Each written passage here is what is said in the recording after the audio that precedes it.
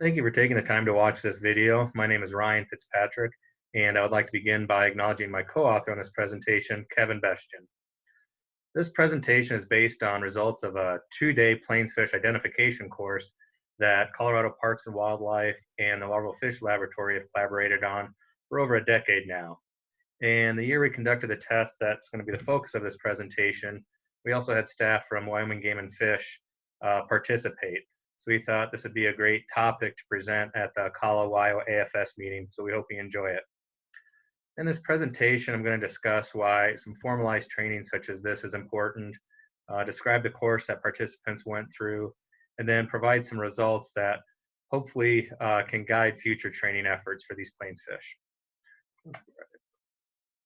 So starting out, why train and conduct this test? The biggest reason is quality control of agency data. Data are expensive. You need to hire a crew, have all the gear, go out, collect those data, and then those data guide decision-making, which prioritizes conservation actions. We want to make sure those data are of the highest quality possible. Second reason is to improve education. And this goes two ways. First is individual education. Say I take this test and perhaps I don't do as well in certain species as I thought I was doing. I can, study up on those species and improve my ID skills. Second is to improve education, such as the course I'm going to describe. If there are common themes with misidentifications, the course can really structure time and focus on those issues. The third reason, and this was one of the initial motivating factors for this study, is that occupancy analyses are very sensitive to false negatives and false positives. Now, by false negative, that means the fish species was present at the site, but misidentified as another. So the data will show that that fish species wasn't there when in truth they were. Now, a false positive is the fish was not present, but another species was misidentified as that species. So the data will indicate that the species was present when in truth it was not. And these occupancy analyses, as you would expect, are quite sensitive to that. In fact, some of these studies, simulation studies, show that these errors can overestimate occupancy by about 50%. Now, this misidentification literature is pretty interesting. A lot of it's in the avian field, as you can expect, because you see birds at a distance. There's a chance that errors happen based on how far away you are. Plus, a lot of studies use calls to identify species. And when you're listening, there could be some issues with correctly hearing calls and identifying them. But one paper we really enjoyed was this Shea paper, and they looked at muscle identification. So like plains fish, you have them in your hand. We thought, this would be a close approximation to misidentification rates with plains fish. And it's still an issue. They identified misidentification rates from 0 to 56% with an average of 27. So it's important to, if you're doing these occupancy analyses, quantify this misidentification rate, and through training, try to minimize it as much as possible. And this is something that we can really get a handle on. I'll never say plains fish identification is easy, because it's not. I struggle with it all the time. But Wyoming and Colorado don't have extremely rich fish assemblages. In Wyoming, the Platte River Basin, 33 species. In Colorado, the South Platte, 32, 19 in the Arkansas, and 21 in the Republican. If we were in similar size drainages in the Southeast, we could be dealing with hundreds of, over 200 species of fish. So although this is, plains fish ID is not easy, with this number of species, we can really focus our training and hopefully really reduce misidentification rates. So let's get to the laboratory design. We had 25 participants from Colorado Parks and Wildlife and Wyoming Game and Fish. Experience levels range from 0 to 8 years. Experience was quantified as the number of years and months the observer has been identifying plains fish. And 1 month credit was given for a university level ichthyology course. As far as the setup, the physical setup, there were 75 plains fish species. These were all preserved specimens in trays. It consisted of 26 species, and replicates ranged from 1 to 4, but most were 3.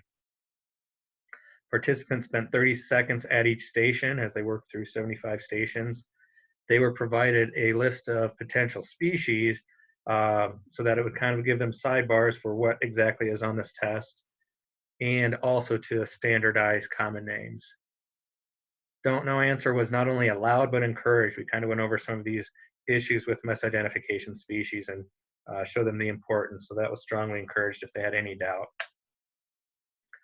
And then participants were given another 10 minutes after going through the stations to look at any specimens again. Some of these species are very easy, take a second or two to identify, but the more tricky ones could take longer than 30 seconds. So we allowed them to use any materials they had, books, identification cheat sheets, course materials, whatever they wanted that would be available to them in the field to use in this test.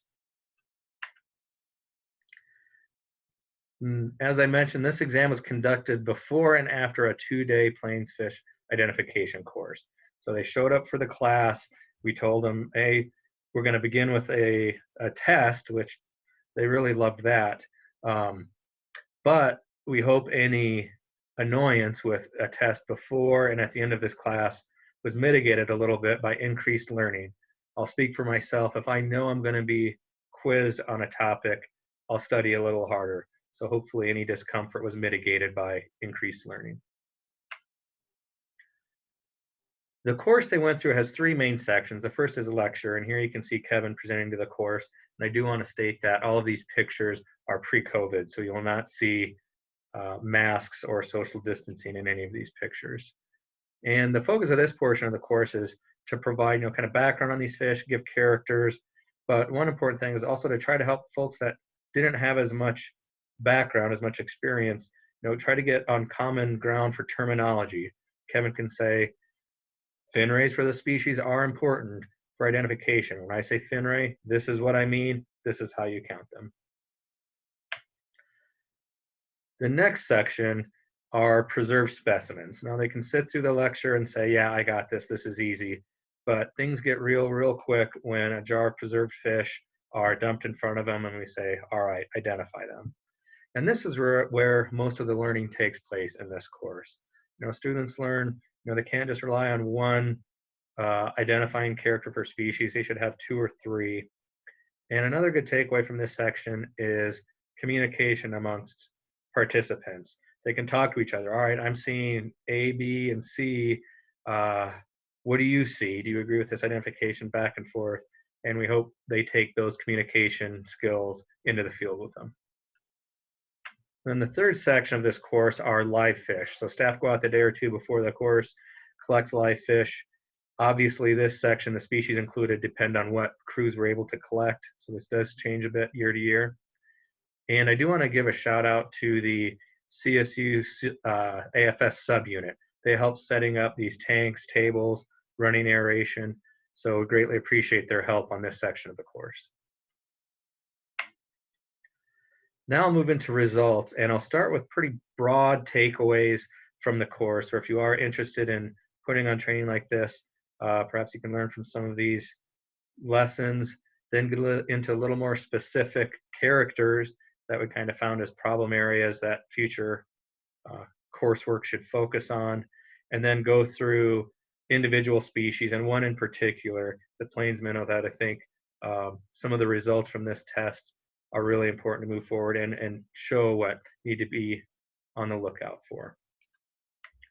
So as I go through these results, all of the pre-course scores will have the blue dot, post-course will be red. Okay, let me get my pointer here real quick. Okay. So when participants take this exam, there's 3 possible answers they can give. They can give a correct answer, which is this figure here. They can give a wrong answer. And again, they can say, I don't know. So I'll kind of go through a summary of those 3 answers. On this figure, you can see experience on the x-axis, exam percent correct on the y. And of course, these are all paired results. So let's look at this person right here, has about 7 years of experience, pre-course in the 70s, it looks like, and then improved to, looks like to the mid 80s here. So that's the big takeaway from the correct classifications. Every person improved their score by going through the course. Now you would expect, like we see over here, folks with less experience increasing dramatically. We didn't expect quite this much, going from 20 up to 80, that's fantastic. They did a great job. But regardless of experience level, everybody increased. So, sometimes I hear people say, I've been through the course, I've got this fish ID stuff down. There's always room for improvement. Depending on when you took a course like this or a university level ichthyology course, there could be new characters that have developed since you've taken that course that might increase identification skills. So regardless of how much experience you have, more training is a good thing. Now here are the misclassifications: pre-course 19%, post-course 17%. Now not as dramatic of a change in scores as we saw with the percent correct. There was improvement, no doubt about it, but where did a lot of those, that increase in correct classifications come from? It's from these don't knows. And this was a real interesting result of this study. Pre-course 41%, post-course all the way down to 3%, which you'd expect. You go through a course, you learn more, you don't say, I don't know as much, but we still were at about the same level of misidentifications. So this is where this study almost turned into a psychology experiment, because people, they went through the course and they don't want to say, I don't know. This is a second big takeaway from this study: is overconfidence is an issue, with yourself and with your crew. So we suggest, kind of testing yourself and your crew through the field season, definitely between field seasons, to make sure that you're as good as you think you are for identifying these fish, because they are difficult, and you always have to be on the lookout for, if you've picked up a bad identifying character or something like that. So watch out for overconfidence. All right, so let's move into some of the taxonomic and morphological characters that participants seem to have issues with. First is a ventral mouth, and that went across a few different taxonomic groupings. And stone rollers in particular were misidentified with a lot of different species. So when you're going through a study like this and you have these preserved fish, spend a lot of time on fish species with the ventral mouth, because there was confusion.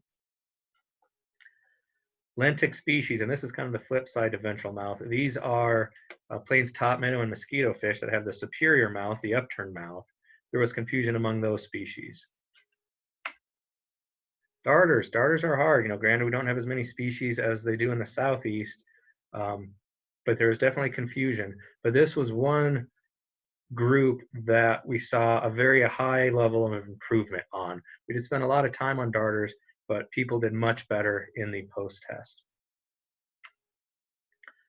Chubs. Now this example is, people were very good at getting to this broad group of chubs, barbel in the corner of the mouth, large mouth, but then, the nuance within that group was lacking. So future training should definitely focus on that group. But it's hard, a creek chub versus lake chub, those identifications can be difficult, so that is understandable. Dace. This is one area where I really struggle: northern red-bellied dace and southern red-bellied dace.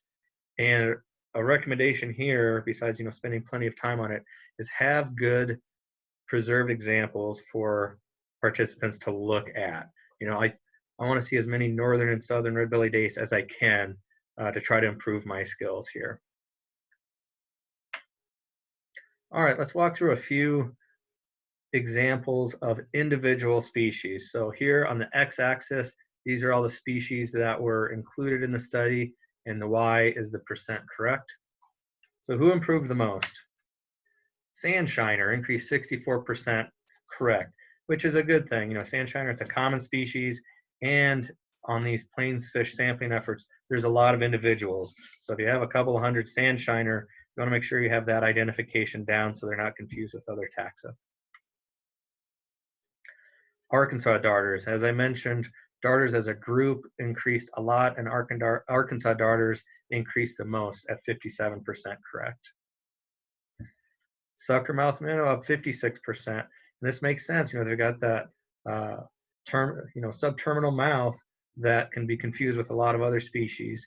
And we gave the class a few characters to use, and that improved dramatically, and folks had a lot less trouble with that species. And then finally, I mentioned central stone roller was a bit of a troublemaker with identification. Scores correct percent of stone roller did increase quite a bit, obviously 55%, but there was still issues of confusing other species with stone roller. And who increased the least? Brook stickleback, 7%. They just didn't have that far to go. They were at 93% pre-course up to 100. Brook stickleback are easy. All right, as a brief summary of these misclassifications, the highest false negative rate were plains minnow, which is the example I'm going to go into next, and common shiner. And this is concerning because those are two species of conservation concern. The highest false positive rates were brassy minnow and central stone roller. Brassy, kind of that common minnow shape, can be confused with a lot of other species, if you're not looking at that head shape and a few other characters. And stone roller, really look at that cartilaginous ridge to identify stone rollers. Okay, so let's walk through this plains minnow example. And this is important. Obviously, a rare species of conservation concern. They're a state endangered species in Colorado. So let's walk through false positives. Now, again, these are specimens that were not plains minnow, but identified as such. Brassy, stone roller, and big mouth shiner. This isn't bad at all. 3 misidentifications. Those are all understandable. This isn't the problem. The problem is with false negatives. So these are specimens that were in fact plains minnow, but identified as another species. As you can see here, there's 10 taxa where this false negative issue came up. And this is important because with these rare species, such as plains minnow, there may be thousands of fish collected on a plain stream site, but there may only be 1 or 2 or even 5 of these rare species. We want to be really careful about this false negative rate, where if we do collect one of these rare taxa, they are identified correctly.